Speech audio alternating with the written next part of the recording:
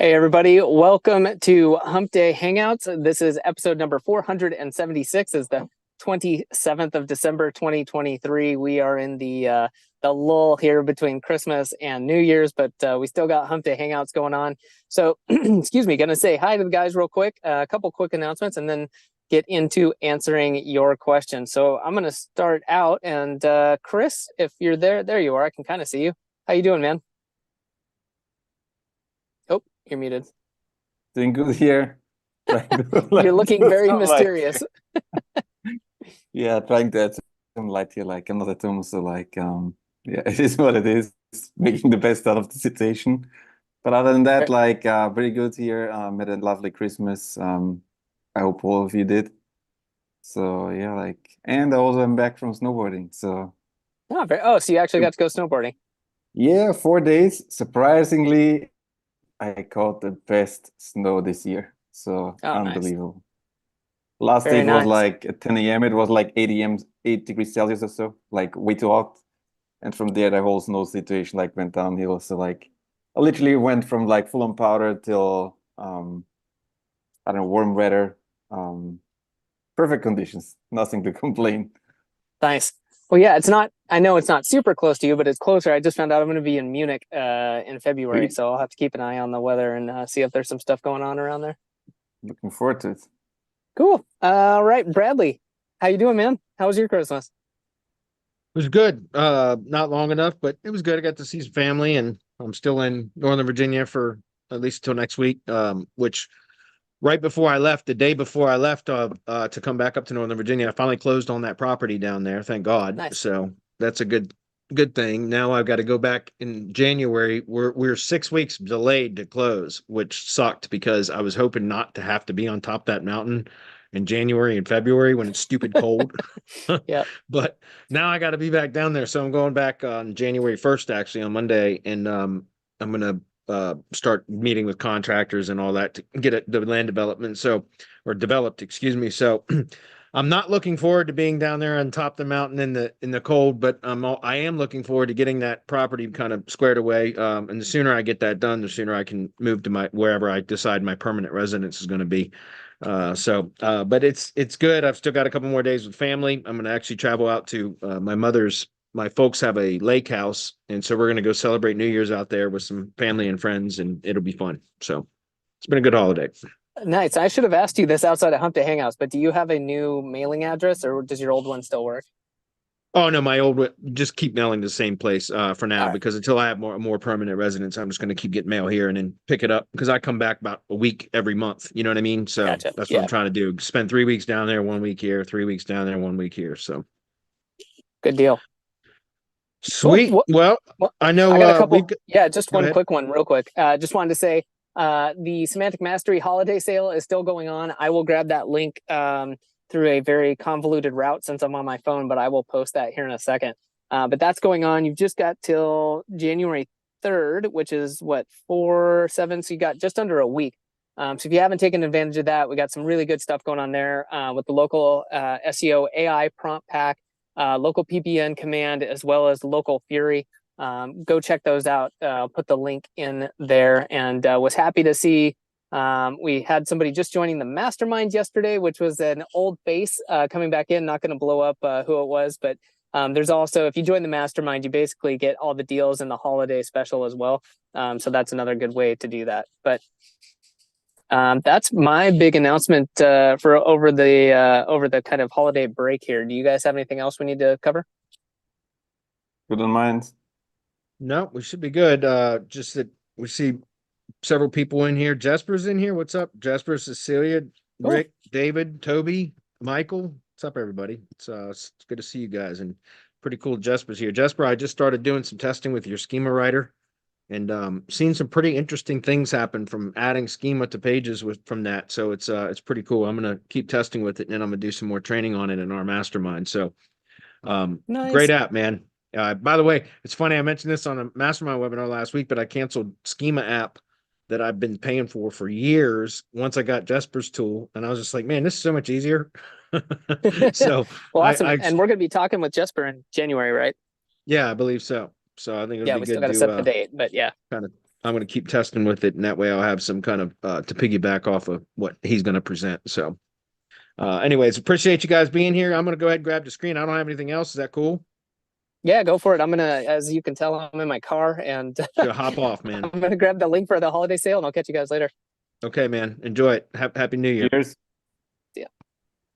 All right. So, Chris, I'm going to grab the screen and we're going to jump into the questions today. Kind of roll through them. If we can, we'll wrap up a little early today, if possible. If not, that's cool too. All right. So, we're starting with, let's see, this one. This is from Raphael. He says, how do you handle getting customers in the same service area? For example, a tree service company hires you to optimize their business search performance for X for whatever city.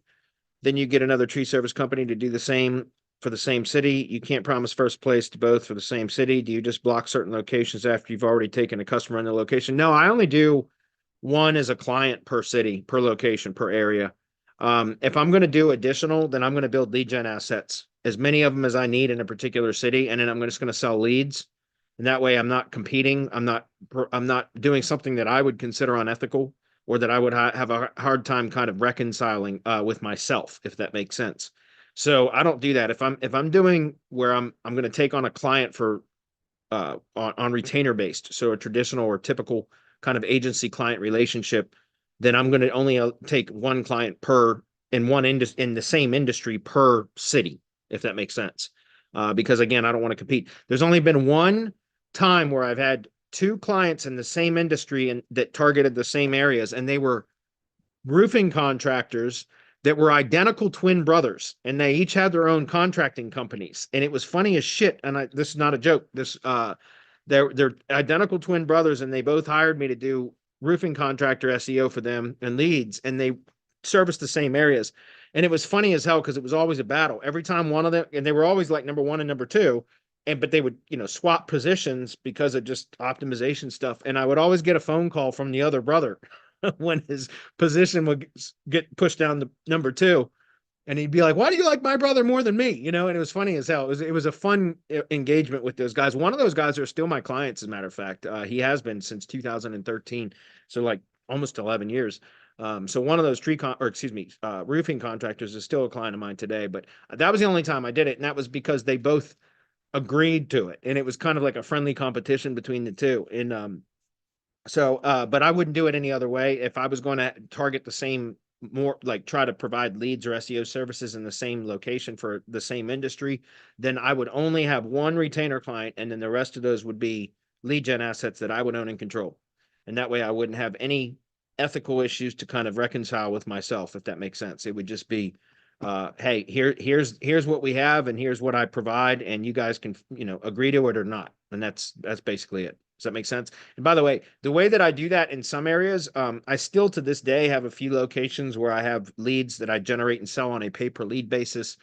And some of those contractors are aware that lead, this is what they agreed to initially, was that the lead can be sold more than once. I won't sell it more than 3 times. That's the maximum amount. But they understand that if they decide they want to go in, I use the Lead Simplify app for that, which is Mike Martin's product.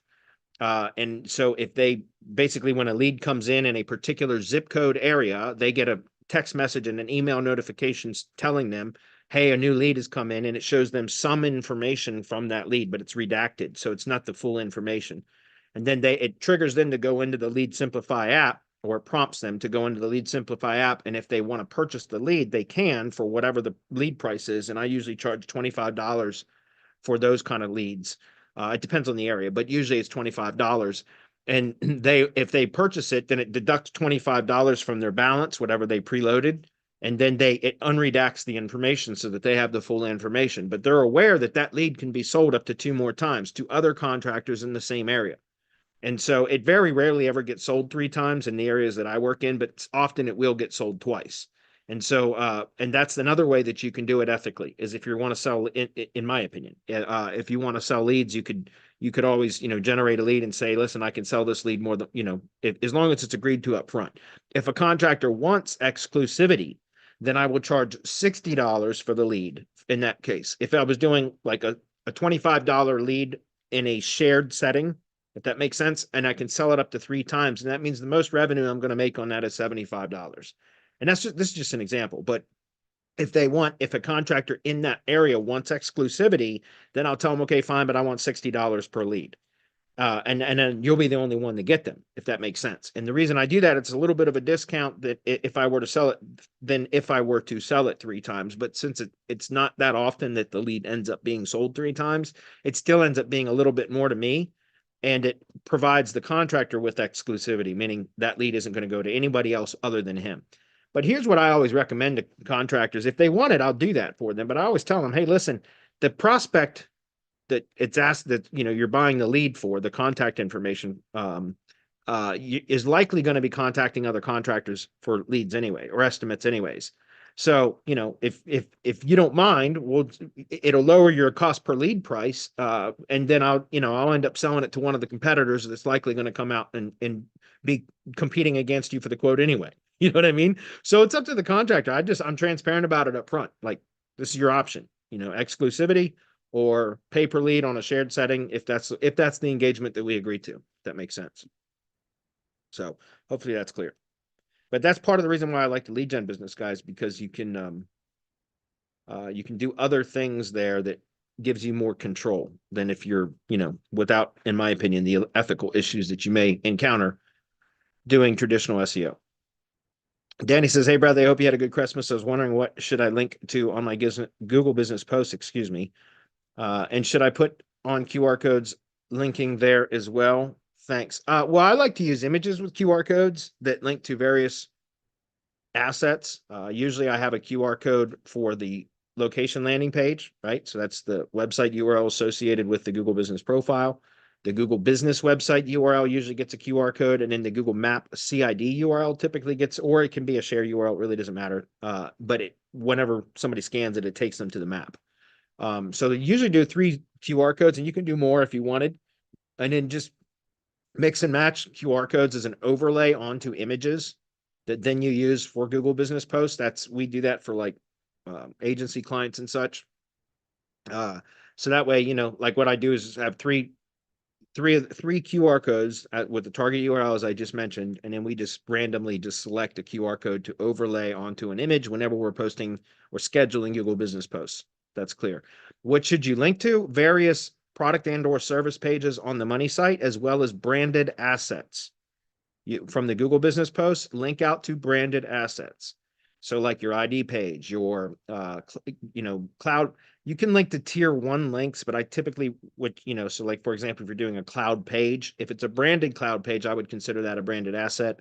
If it's just a cloud page that you're building for link building, I wouldn't link to that from a Google Business post, just because I prefer to always use Google assets to kind of reinforce the brand and what I call assisting with discoverability, right? The Google Business website, linking out with contextual links to branded assets is important.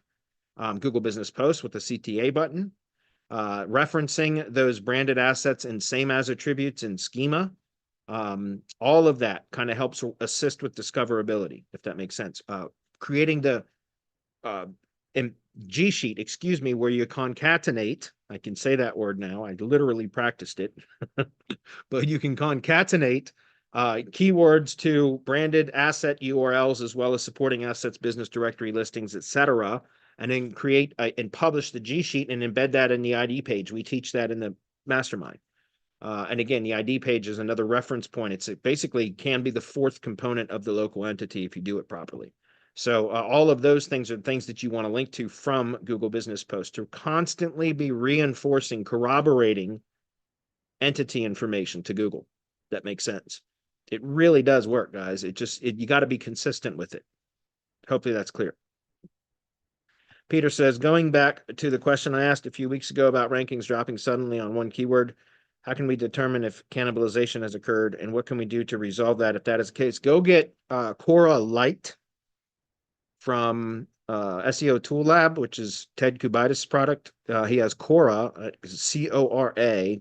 Just search Cora SEO Tool, SEO Tool Lab or whatever, and search, and you'll find it. And Cora Lite, if you get that, that's not the full Cora program, but it will. There's the volatility, the SERP volatility tool, which is a great tool for testing for cannibalization.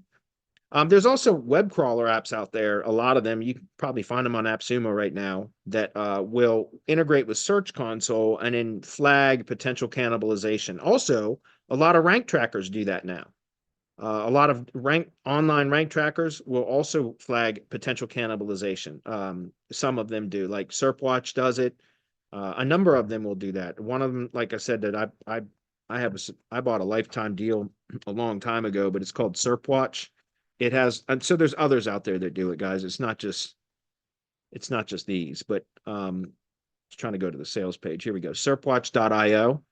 This also is another one. I don't know what the pricing is now, but it does cannibalization detection and that kind of stuff. So you can go look in Search Console and determine, like, for example, you can use Search Console and go to the search queries report and then use a filter to put in a keyword, and then go to the pages tab, and it'll show you the different pages that got impressions for that search query.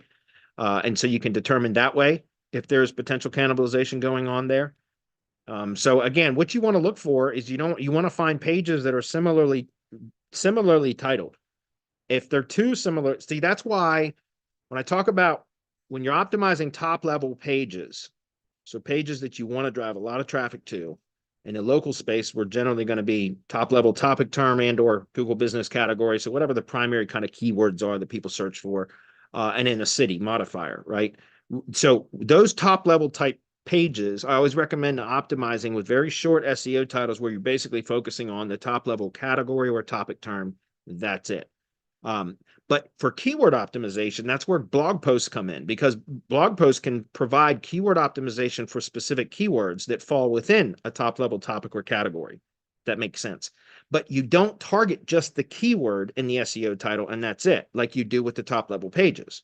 With blog posts or supporting posts that are keyword optimized instead of topic or category optimized, you optimize for the keyword within the blog title, but the blog title is typically going to be more of a traditional blog post style title, right? It's more conversational. It's lengthier, meaning there's more kind of words in it. It's usually kind of describing what the article or the post, the blog post is about, instead of just being a top level topic or category term or keyword. But I'm talking about, again, the way that I optimize is top level pages are optimized for topics or categories, which is a different optimization strategy.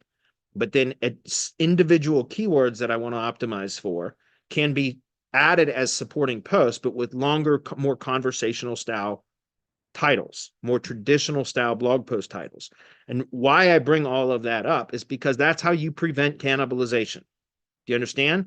If you have several pages or even posts on the site that are targeting the same or variants of a keyword, a variant, right? A variant of a keyword, then that is potential cannibalization, especially if you were targeting a topic or category in a top level page. If that makes sense. That's why you don't want to do that. You can do both. You can do topic and category optimization plus keyword optimization with supporting posts, is the way I just described. That makes sense. So that's how I recommend in our mastermind. I've been teaching this, is to figure out, do topic and category research. And I talk about how to do that as well. Figure out what your top level terms are, and then optimize your top level pages for that. But then you can always create categories for those too, that then you can produce or publish supporting content in as posts that are keyword optimized the way I just described, that then have an internal link up to the top level topic page. And by the way, you can link from the top level topic or category page down to that as well. It can be a reciprocal link. I found that actually helps, not hurts, if that makes sense. So to get back to the question, there's a number of ways that you can determine. You can manually look at it. You can use a web crawling tool, one that I use specifically for audits. It's called, and guys, again, there's dozens of apps that do this, but serpstat.com is what I use for doing audits for my SEO clients and people that purchase my white label clients and people that purchase local SEO audits. I use SERPstat to crawl the site and export the page titles in a CSV file. And then I sort by page title, if that makes sense. So it groups similar page titles together. And then I can very quickly see in one glance if there are potentially competing page titles. And then I can flag that by just highlighting that row of data. And when I do the audit, I bring it to the attention of whoever purchased the audit. Like, hey, here's some pages you may want to look into changing the titles. That's all you have to do, by the way. is just kind of modify the titles to see if, to make them more unique. And that eliminates that problem. If that makes sense. So anyway, it's a good question. But there's multiple apps that do this. Again, you can manually determine it. You can go do a crawl using apps like SERPstat, Website Auditor, Screaming Frog, Sitebulb, anything like that. They're going to tell you that. Rank trackers will tell you it. You can do it in Search Console. There's so many different ways you can figure it out, Peter. The volatility tool is another great way to do it. So whatever you have access to, I'm sure you can make it work. Does increasing traffic and engagement on a YouTube video with the keyword in the title increase the local rankings for the brand in maps for the given keyword? Possibly, if you have the name, address, phone number information published in the video description, and especially if you can get clicks from the video description links to the Google Business Profile and or the money site associated with the profile, those absolutely will help. We proved that several years ago. In fact, Michael Bose with the Viper Tools, which is originally was CTR engagement app for YouTube videos. He did a lot of training on that back then, and it was incredible how well it worked. It still does help, without a doubt. So I talk about this all the time. We actually just did more training on this recently in the mastermind about creating YouTube ads for local businesses, excuse me, for what I call a indirect lead generation method or branding campaigns. And it's not so much about the click. Like, it's great if we can get a click because it's a very heavy weighted click if we do, but it's about getting the video and the brand name in front of potential customers in that specifically defined geographic area that are potentially in a an audience segment that is well defined as well. And I talk about that a lot. But when you get, again, if you can get a click from those ads to whatever the target URL is from a YouTube ad, which I've talked about this in our mastermind, you can set up the same ad campaign and you create in the ad group 3 ads. It's the same ad, but you have 3 different target URLs. One to the money site, just like I talked about with QR codes a moment ago when somebody was asking about Google Business Posts. You have one ad that when a link click goes to the money site URL or the location landing page, then one goes to the Google Business website URL, and one goes to the map URL. So what you're doing is you're buying engagement signals from Google, directly from Google Ads. And you can do that with YouTube or display ads, by the way, either way. And with YouTube, because it's a 2-step way to approach to get a click from YouTube, right? Versus display ads. With a display ad, somebody sees the ad, they click, it takes them directly to the destination. With the YouTube ad, they have to see the video first and then decide to click. And then once they click, it takes them to the destination. So that's why I said you can set up a YouTube ad or a display ad but you were asking about YouTube specifically. I'll get back to that in a minute. But the point is that you can use the YouTube ads to generate clicks to various assets. But if you're just getting organic YouTube views, which you can manipulate that with a number of apps as well. And by the way, you can also set up engagement campaigns through YouTube ads as well to try to generate organic views as well. There's also ways to do that. But if you're using a CTR app that you can control to say, like, go view this video and watch in its entirety or 50% of it or whatever, and some of the apps will allow you to kind of get that granular. Watch time is what's important for YouTube. That's the most important engagement signal for YouTube is watch time. So if you can extend the watch time and then tell the bot or the CTR app, or if you're using a service that does it, sometimes you can hire microtask workers to do this, by the way. Mechanical Turk, microtaskworkers.com or microtask, whatever. You can go search microtask workers and actually outsource this type of stuff for like a penny or 2 per action. But if you can get somebody to watch, or an app, whatever, to watch the video and then go into the description and click the link or links, right? Location landing page, map URL, Google Business website, etc. Those are incredibly powerful signals, right? Same thing from even Google Ads. You can do it with Google Ads, but it's a more powerful signal if you can get them to click the link from the description area. If that makes sense. Those are heavy weighted link clicks is what I'm saying. So yes, that can absolutely help. I don't know about just having traffic and engagement on the video itself. I've not tested that, but getting click-throughs from that video, especially if it's localized traffic signals, which is why I say you can do these. You can set a lot of these types of campaigns up with YouTube ads instead of CTR manipulation apps. That way you guarantee that the traffic that you're buying is validated traffic, which makes it way more valuable, and also within a specific geographic area. And if you do your segmenting properly, then the audience segment is already likely interested in their product or service. So again, that's another more kind of a rich data signal for Google, right? That's why those link clicks are weighted heavier or given more credit, if that's clear. There's a lot of really cool things you can do with buying traffic for Google to help with SEO, guys. I'm doing a lot of testing with stuff right now. So Matt says, when linking to the knowledge panel page, is it fine if the doesn't load for non-logged in users, for example? Yeah, you know what? I saw that. I think there's a misconfiguration in that URL. It may have changed. I opened this up prior to the call today, Matt. I think there's an issue with this because I'm getting the same result you are and I am logged in. So I think there's a problem with that URL. I can't spot it off the top of my head. But you can see how it says it's not returning anything. So I'll have to go through and play with that a little bit. And if I think about it, Matt, and I can remember, I'll come back and comment into the replay of this video, this Hump Day Hangout, excuse me, with the appropriate answer for that. I've got to investigate that a little bit further. I didn't have time to do it before today, but I see what you're saying because it's not supposed to do that. And so I think there's an error with that URL string. And again, it could have changed. The knowledge panel URL that I've shared in the checklist has been for several years and it's been working, but something may have changed, or it could just be a typo or something. And I'll have to go back through and check on it, Matt. So I don't have the answer for you right now, but I'll try to get it for you. Lewis says, how important are videos for Google Business Profile and website? Well, I think video can be very powerful. It can also be just kind of a differentiator right now because there's not a lot of businesses that are using video in their Google Business Profiles. You can add them. And actually you can see those like in the like it's pretty cool because you can see like the animation and the photos. So it just grabs your attention. You know what I'm saying? And also I've talked about this before. It depends on what type of business you're in and or I guess what type of business your clients are in.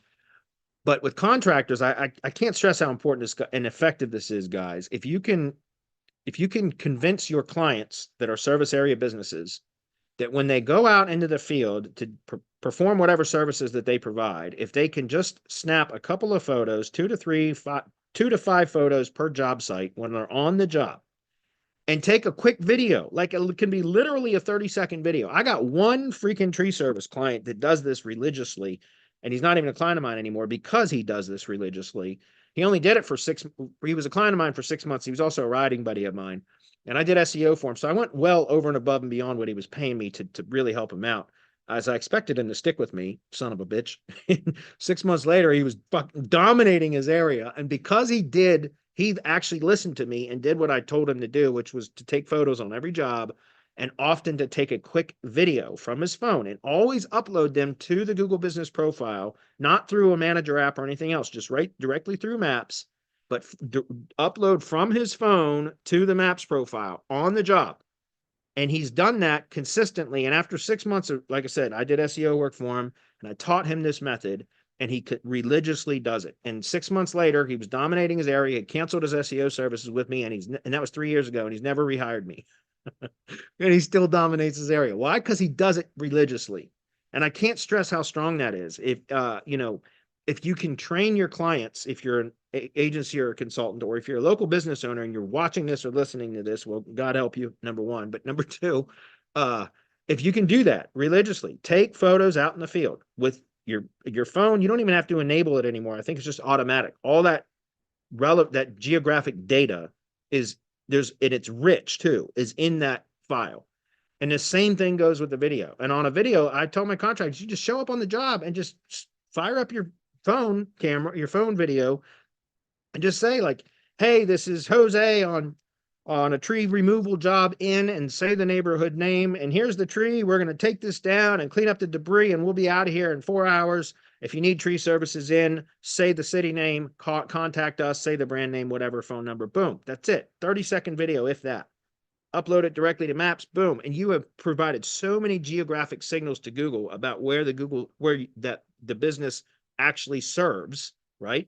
And then also with the video, it's more powerful than the image because you can say the keywords and everything else, the neighborhood name, all of that. Those are all signals that you can train Google to serve the business up for other. So here's an example. Somebody's in that same neighborhood and they just do a generic search for tree service or tree service near me, right? Or tree removal, because that's the keyword that was said in the video. And the contractor said in the video also, and you can do this with posts with just text too, but it works. It's even more effective if you can also add video in. And then they do a search for tree service or tree removal near me, whatever.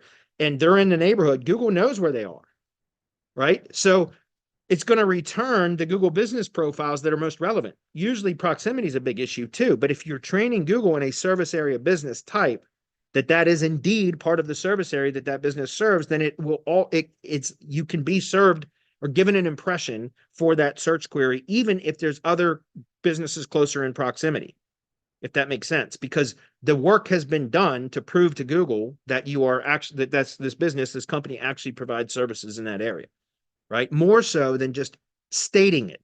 You've done the work by proving to Google and showing with proof and like video verification proof that you do business in that area. So it is much more likely for that business to be shown for somebody that's in that physical area when they do a search for tree removal near me, etc.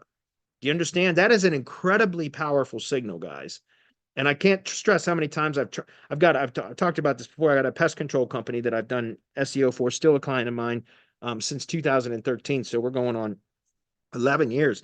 And they're an outdoor pest control company. So they do like ticks and mosquitoes and things like that. So it's very seasonal.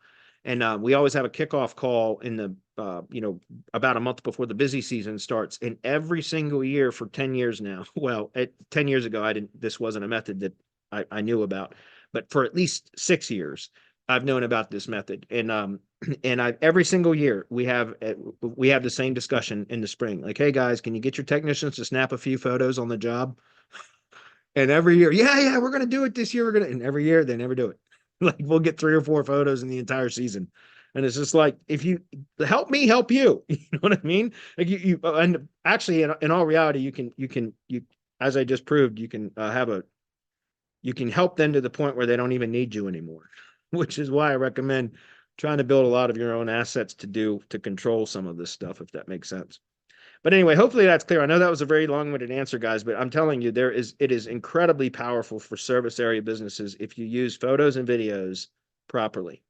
And if you can convince your clients to do it, they will absolutely see results. It doesn't happen overnight. You have to be consistent with it, but it will produce a result. Toby says, how would you set up a local link exchange with tradesmen, i.e. tree guys, etc., on your site? I wouldn't. Well, okay, I'm sorry. I thought you meant like, would you set up a page on your site where you're promoting link exchanges? And I wouldn't do that. No, I don't think it really, it's just the link from the site itself. Certainly you can get more power if it's on a homepage link, but that would be a bit odd, right? So what I would do is a blog post on that where I would recommend the person or the company that I'm linking to. Does that make sense? So again, for example, if a tree service contractor does a tree removal job for an attorney and in their law firm, right? Then because there's a tree in the parking lot that needs to come down. So they come and they remove it. And then they ask the attorney to, put a link back to their site. And so one of the ways that you can do that is just say, post a blog post, right? Most local businesses do have a blog. So you can, ask to have a blog post. And in fact, what I would recommend is draft the post for them, right? And then provide it to them and ask permission to have them ask if they would publish it if they would publish this post. Like here, we pre-drafted it and everything. Would you mind? It would really help us out. And we will return the favor. You can always, and again, they can publish a blog post recommending. So again, the tree service could say, hey, if you ever need personal injury law firm, legal services or whatever in city name, contact, blah, blah, blah. So you see what I'm saying? Again, it's a reciprocal link. I get it, but it works, guys, because those links with geographic relevance significantly help. Okay, especially if they're real. Like we have a way of manipulating them, but it's definitely more valid if it's coming from an active local business. It's even more valuable then, if that makes sense. So I would do blog posts. And again, I talk about how you can even You can even just do even in an existing blog post, which is like a link insertion or a niche edit. If they have existing posts on their site, you can always send them a block quote where you're just saying, hey, would you mind inserting this in any one of the posts on your site, which just says, hey, we'd like to thank, company name for providing service, blah, blah, blah, or supporting our blog or whatever. You can always do that and just link back to them. That's how we do our geographic links for semantic links, in fact, is we do what I call a block quote, which is where we just thank the local business for the support of the blog. And that's how we insert a link into a post that isn't topically relevant. Does that make sense? It's the way that it's still logical though, because it's just an insertion into an existing post that states like, hey, we want to thank local business name and links to it for their support of our blog.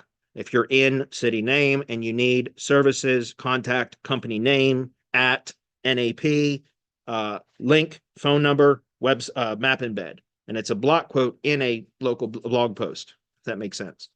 That way it doesn't have to be topically relevant. When we first started doing this, we tried to force relevance between what it was linking to and the topic of the blog, and it was very awkward. And one of my clients actually contacted me and said, I don't like how this, and I was like, I read it and I was like, yeah, this is awful. So I went back to the drawing board and figured out kind of the block quote method, and that's what we use now. So, but that's what I would do. And guys, that's very valuable if you're any sort of like lead share groups with like BNI groups or meetup groups and things like that. Always ask other business owners to do link exchanges. If they're in the same general area, guys, it will help with maps ranking. There's no question about it. All right, Corey's the last one up, and then we'll get to some comments. It says, can you tell me about entities? I have an idea, but I'd like some clarity. And how do we properly use them to our advantage? Well, an entity is a person, place, or thing. And so an entity is something that is, the way that I use it for SEO is an entity is a person, place, or thing, or how Google understands it. And Wikipedia is a great way to kind of do some entity or topic research, right? Is to go in and look at Wikipedia and look at, because Wikipedia is going to have entities or entries that can be entities that are very specific. And Google has trained a lot of its large language model on Wikipedia and many other databases, but Wikipedia being one of them. And so that's where I do a lot of my topic and category research now, is through just going to Google search. I've done some training on this. You can find it on our YouTube channel, or if you join the mastermind, you can get to it very quickly. But I've done a ton of training on topic and category research using Google search and Wikipedia, where you append Wikipedia to the search queries to identify the Wikipedia entities that are related to your seed search queries based upon how Google sorts them, which is by relevance. So it's a great way to understand how Google rates, or how Google kind of sorts and rates Wikipedia entities based upon your search query. So again, I'm not going to go into this right now because I've done this before, and this is more kind of mastermind training. I can talk about it here, but I'm not going to demonstrate it here. Okay. But again, you can go to Google search and type in product and or service keywords that are associated with your industry and append Wikipedia to the search query, right? So in the search bar, you type in the product name or service or whatever keyword it is that you want to do the research on, and you just space Wikipedia, type it out, hit enter. Then in the search results, it's going to show you the named entities in Wikipedia that are relevant to that search query. And so you can start to identify and extract topics or entities that are relevant to your search query and start sorting them and figuring out how Google, don't just extract the page URLs too, guys. Take some time to read through at least the first couple of paragraphs of the Wikipedia pages for those entities. Get an understanding of the language associated with those entities, because that's how Google understands it. And so if you can understand that, it gives you a better, more insight on how to optimize for what in today's current environment, right? Which is more of the semantic web than it is a search engine. Does that make sense? So that's what I would recommend. How to use them properly to your advantage? Well, if you can understand the entities that are relevant to your industry, the products or services that you provide, so essentially your industry, then you can produce content and well, let's back up. That's further down as kind of more further down the the process. Further down in the process would be the actual content. But if you understand how Google understands the entities associated with an industry, you can structure your site accordingly, right? You can optimize your site with the architecture of your site, how you build the site and how you stack content, right? So categories, topics, and subtopics or subcategories. And then once you understand how to best structure the site, the build of the site, then understanding entities and how they relate to each other is how you can optimize the structure of the page, right? Because there's site structure, then there's page structure, and then there's content. Content is how you flesh out that structure. That makes sense. So there's kind of 3 levels. And I always recommend, we don't rank websites, we rank web pages, right? But a website's structure and authority and strength has a significant influence on a page's ability to rank. And now because of the helpful content update and that kind of like quality score multiplier thing, even a perfectly optimized, so perfectly structured and optimized page can actually be pulled down by the rest of the site if the rest of the site has a lower quality score than a page is 100% perfectly optimized, can actually be pulled down now and its overall quality score because of the site score itself, which is why I recommend. 6 months ago, I was talking about page structure being more important than content. And that was true then, but I'm not seeing that really this case right now because stuff's constantly shifting. Right now in Google, there's been so many updates recently, it's ridiculous. But what I'm seeing now is site structure is incredibly important when you're optimizing for topic or category optimization, as I'm recommending. Site structure is incredibly important. Page structure is important. And then the content is how you kind of flesh that out. So take the time to learn this. And by the way, all the research I'm talking about for topic and category research or entity research, if you want to call it that, it's always a starting point, and it's going to be a trial and error process to determine how best to structure it. You can find clues from how Wikipedia structures pages and the hierarchy of how they do it in internal links too. That's also important. But it's going to require testing. I'm in the tree service industry, and for the last year, almost a year and a half now, all I've been doing is testing various configurations and structures, both just within a page and also across a site, to try to determine what the perfect recipe is. And there are some kind of configurations that perform well and some that perform poorly. And there's, I'm still testing to this. In fact, I was literally earlier today, I was working on another site that I'm building under the Felling Pro brand to test a few additional configurations. So the reason I bring that up is to answer your question, Corey, is because you can do the topic and category or entity research and start to get an idea, but it's still going to require some testing in your own specific industry to determine what performs best. And unfortunately, I wish, guys, I had a better answer to say, like, hey, if you just do this, you're going to, this is the best structure and everything else. But I can't tell you that because I'm in the tree service industry, as I just mentioned, and for almost a year and a half, I'm still trying to figure out. I figured out certain things that work really, really well, but I'm still testing to find out, are there others, right? It's just like in direct response marketing. You always want to split test stuff, right? Once you have something that is performing well, that becomes your control. And then your sole purpose in life is to beat that control. So you're constantly testing against whatever is your best performer. And that's what I'm still doing now with local site structures, is I'm still testing, but I can only do it in one industry because it requires that much testing. I couldn't imagine doing this across more than one industry. I just don't have that amount of time, and I don't know who the hell does. So that's why I always recommend going into one industry, guys, because you can really dial it in. And once you figure it out, now you've got an edge over pretty much anybody else in that industry, right? Because you've taken the time and put in the work to figure out what is the best performing structure that really speaks to Google. And most other SEOs aren't willing to do that, guys. If you want better results, be willing to do what others aren't. You know what I mean? So hopefully that's clear. And I've done a ton of training about this kind of stuff in the mastermind.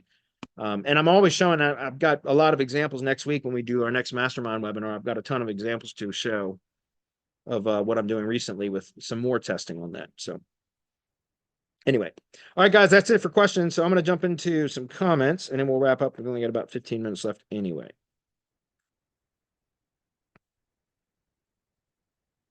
You guys are chatty today. user. What's up, OC? Long time, buddy.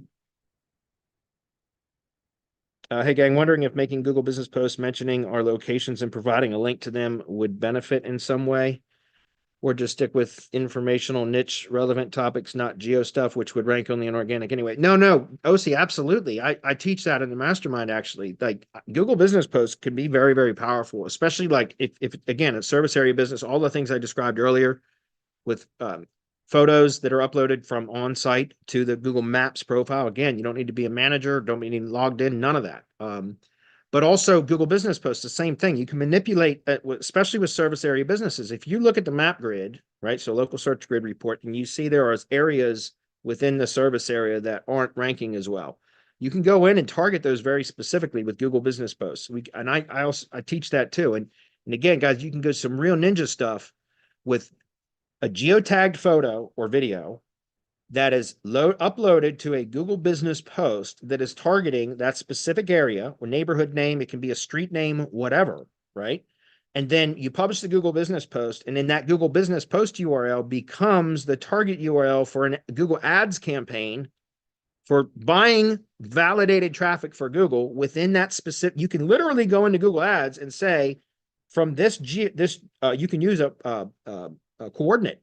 You can even go down like you guys know, and like right local, you can right click on the map grid or whatever, the one of the nodes in the grid, and it gives you the coordinates.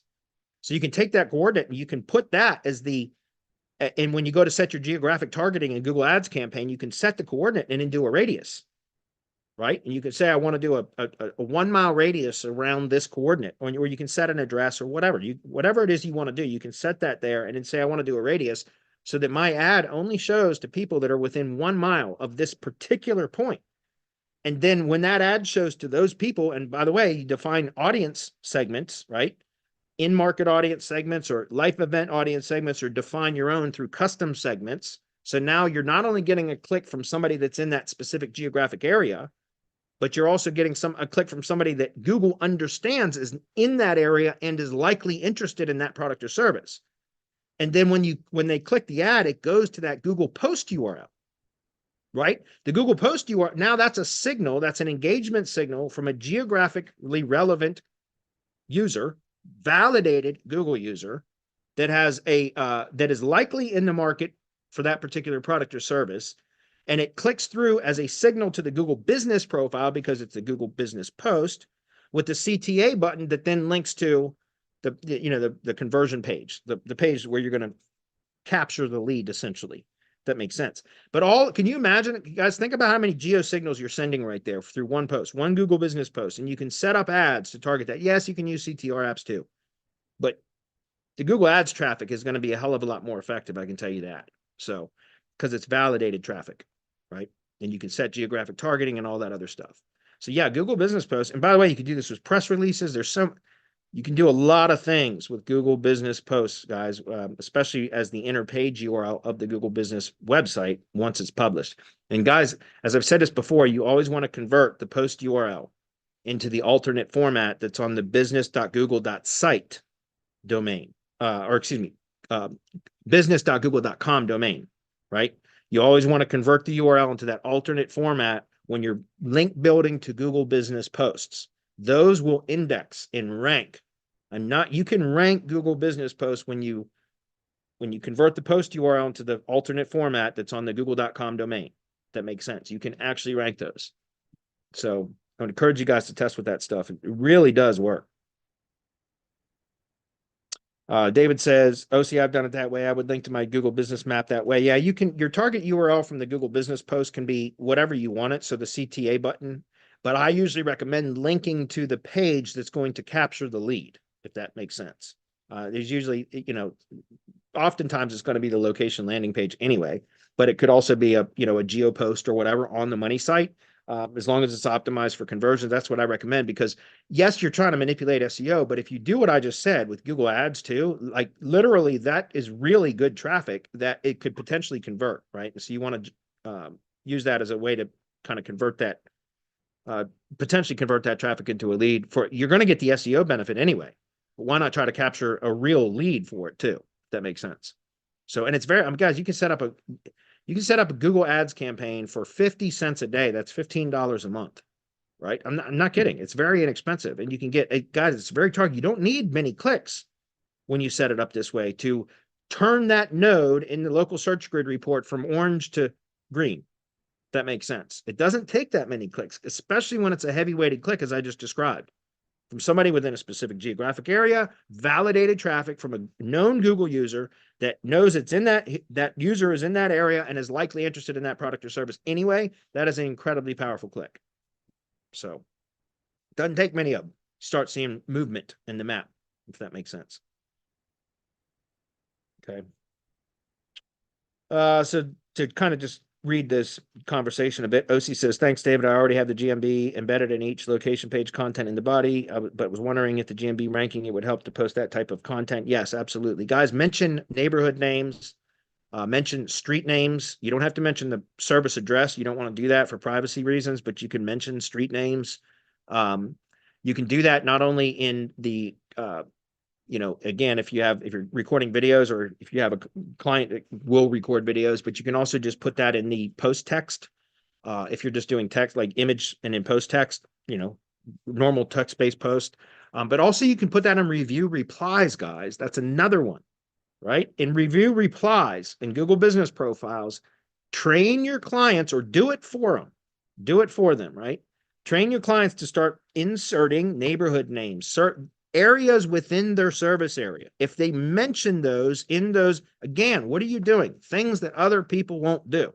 And that is going to help that Google Business Profile to be served up by Google because it's more relevant, right? There is a proximity thing that's hard to overcome. But if you show Google and you prove to Google that you are indeed provide those services in those areas by constantly reinforcing that data, Google will reward that because, again, it's more validation signals that Google can verify, right?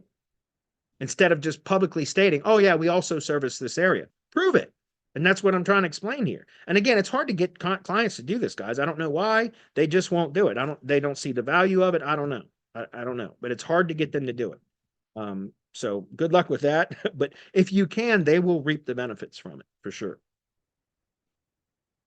Yeah, Google does crawl Google posts almost instantly. That's why I stress this so many times, guys. Again, if you want to help kind of increase the authority of a local brand, local entity, expand the entity footprint by providing well-optimized profiles that are interlinked and then assist with discoverability. How do you do that? Again, contextual links in the Google Business website, CTA button, Google Business Posts, same as attributes and schema. The ID page, you can put it in the ID page or create the G Sheet embed as I describe in our training. Again, all the things that you do that can assist with discoverability, Google Assets are perfect for that. Okay. All right, moving on. Almost joined the mastermind, but I have a trip abroad plan, so got to put pressure on my credit card. Hopefully in February. No worries, OC. You're welcome anytime. We will be here. We've been here for over 10 years now, so we will still be here when you're ready. Moving on. Site structure is important. Yes, it is. Site structure is incredibly important. I think more so now because of the helpful content update than it was even 6 months ago. I truly believe that. I believe the best thing a person can improve their SEO game is to learn to do proper research. I agree. That is the tip of the spear from keywords to everything else. Jesper says, thanks, David. We see extremely good results currently by adding entities to schema and on-page content. Yes, I agree. Like I said, I just started testing with Jesper's tool, and Jesper, your tool, it pulls in so many more entities than I would have manually added. And so I just started testing with that, and I'm deleting the ones that aren't relevant, but leaving some of those that I wouldn't have put in, but your tool recommends, and just starting to test with that. And I'm seeing some pretty interesting things happen. I was showing in my directory site, Tree Care HQ, I took one of the schema outputs from there and just inserted it into a directory post, just in the post body, not in the HTML header or anything else. I just went to text editor, main post area, WordPress, and then just pasted it in and hit publish just to see what would happen. And this is one of my directory listings, which usually takes a few days to index. I went to Search Console and submitted it, inspect URL, test live URL and then request indexing. So I went through that little process. And the next day I went to go check. I didn't expect to see it, but the next day I went to go check and boom, it was ranked for a brand search. I mean, I think in the top 3 for a brand search, which means it indexed very quickly and ranked for the brand search. Even my directory site, usually would, especially for an unoptimized listing, this was really an unoptimized listing other than this schema that I injected into the post body. So you couldn't even see it, right? But it was there, and I just submitted it for indexing, and it indexed the next day and ranked for the brand search and within the top 3. And I thought that was a really interesting result to see something have such an effect. Again, it was a brand search, so, but it just goes to show it's doing it. It's definitely working, and I thought it was interesting. I've not had enough time to test with how it affects keywords and things like that. I haven't had that time yet, but I hope to before our webinar with you, Jesper. Okay.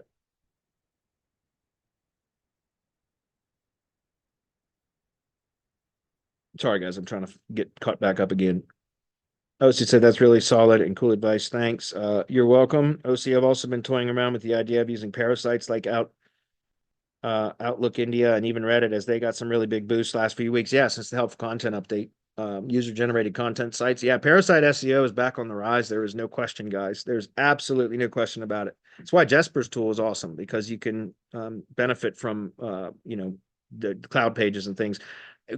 Azure is nuts. Like the local land, or I call them local landers, but we do cloud pages on we're doing some various ID pages and cloud pages. But Azure, it's nuts. Like I'll do an ID page on S3, which is still what my preferred platform for ID pages. It always has been.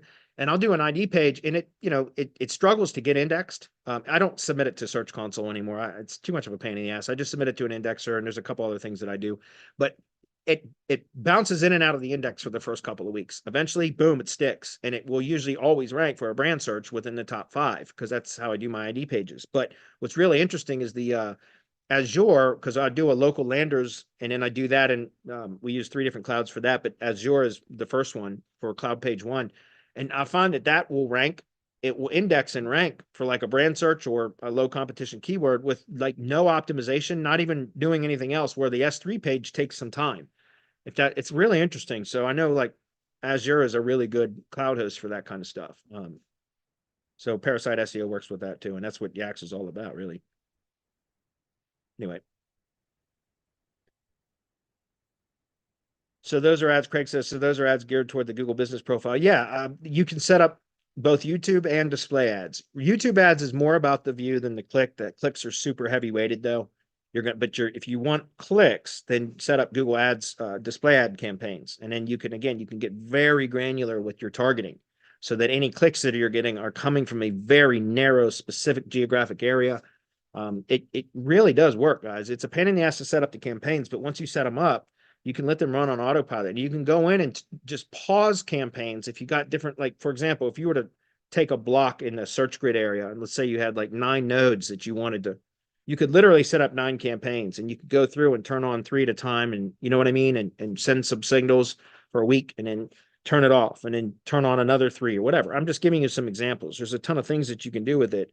Like I said, it's a little bit of a pain in the ass to set up, but in certain circumstances where you need that kind of a push and you've exhausted all of your other kind of traditional things that you do, those are some of the things that a lot of people aren't trying. Like I don't know if they don't know about it, or because once again, it's a pain in the ass. It can be a pain in the ass to set up. But once you get the hang of it, you can develop an SOP and then train somebody to do it, and you don't have to do it anymore, right? That's the whole point. Figure it out, prove to yourself that it works, and then develop an SOP and delegate that shit, right? Then go out and sell it. Go out and sell it. That's what you should be doing. Generating revenue, not the fulfillment, in my opinion. Tony says, wow, finally made it to a live. Wow, what's up, Tony? Based in Australia, so timing can sometimes be tricky. Thank you for another amazing year of SEO knowledge. Greatly appreciate it. Thank you, Tony. I appreciate that as well. We actually just passed our 9-year anniversary, and we completely missed it. We did not celebrate our 9-year anniversary show. I don't know how I missed it, but I did. So next year, when we hit 10 years, we will have a big celebration, I'm sure. OC's the same. I have a carpet cleaning guy who wanted me to buy him fake reviews, and it's not like he didn't have work. He just didn't want to bother, I guess. Then Google punishes. Yeah, don't do fake reviews, guys. Highly encourage against that right now. You can actually be brought up on charges for that shit now. Or sued, one or the other, or both. And so just, I don't recommend it. Yaks and Schema Writer. Yeah, both of them are Jesper's tools. Yaks and Schema Writer. I'm coming on Bradley's show in the new year to talk about it. Yes, he is. Like I said, I hope to have some more testing done before then, just so I can validate everything that Jesper says, but Jesper's one of the good guys. So I got a second place in the parasite race. I literally didn't do any marketing after the first day of setting up. Yep. That's awesome. All right, guys. Well, hey, thanks everybody. We hit the time right on the money. Like we are tits on, as they say. So appreciate everybody being here. Merry Christmas to all and Happy New Year. I know that's coming up. Y'all be safe. Chris, thanks for hanging out, man. You're welcome. Happy New Year.